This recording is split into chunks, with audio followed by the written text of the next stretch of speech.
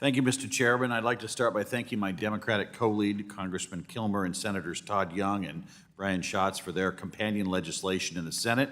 We've worked hard to get this bill to the place it is today. I'd also like to thank Chairman McHenry for putting this bill on the markup schedule and for the co-sponsors of this legislation on this committee, as well as our subcommittee chairman. As of today, the bill has 44 total co-sponsors and 14 bipartisan co-sponsors on the Financial Services Committee, with 8 Republicans and 6 Democrats.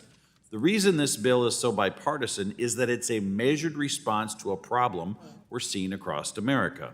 Housing costs are rising, and they are rising in large part because housing supply is not keeping up with demand. One of the drivers of this problem can be zoning and land use regulations.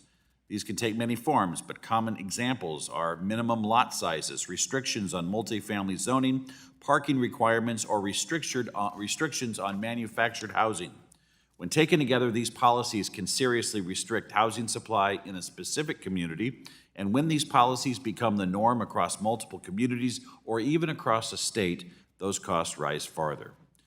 The Yes in My Backyard Act requires state and local governments that receive CDBG block grant funding to report on barriers to housing in their jurisdictions and identify ways to promote reform. To be clear, this is not about having the federal government make zoning decisions. Zoning is fundamentally a choice for local elected officials, not the federal government. However, given the broader effects that housing undersupply has on the cost of housing across the country, we need to start collecting information that better tracks some of the factors contributing to the underlying problem. That's what this bill does. It's a reporting requirement that will give taxpayers, the public, and lawmakers more daylight into key barriers to home building across the country and kickstart important conversations about policy change on the ground.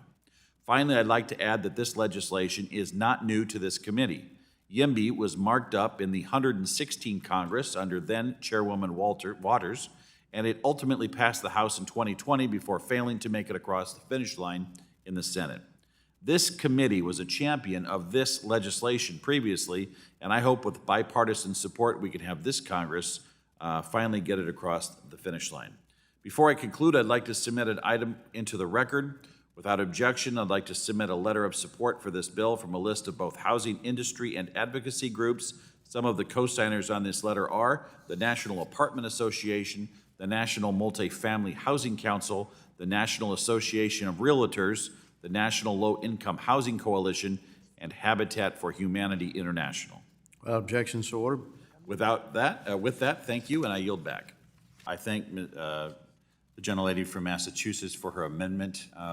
I do not support it, but let's talk about it. I think it's important to understand that this bill is the result of a very delicate balancing act between housing industry groups, advocates, Republicans, and Democrats.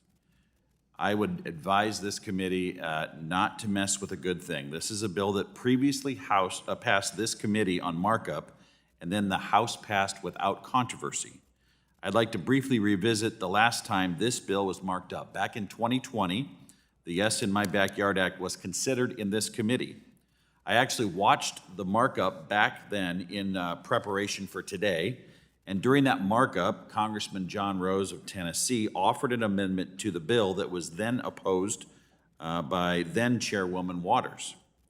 At the time, Chairwoman Waters described her opposition in the following way, and I quote, "Members, we have a perfectly good bipartisan bill, and this amendment would undermine the bipartisan nature of this bill. I urge you to oppose this amendment so that we can pass this bill in a bipartisan fashion," end quote. I agree with Chairwoman Waters' reasoning back in 2020, and I think it applies as much today on this markup as it did 4 years ago. The truth is, this legislation is intended to address a specific problem: zoning policies that artificially reduce supply. In the interest of keeping the bill bipartisan, and in the interest of keeping the legislation focused on the bill's intent, I urge my colleagues to oppose this amendment, and I yield back.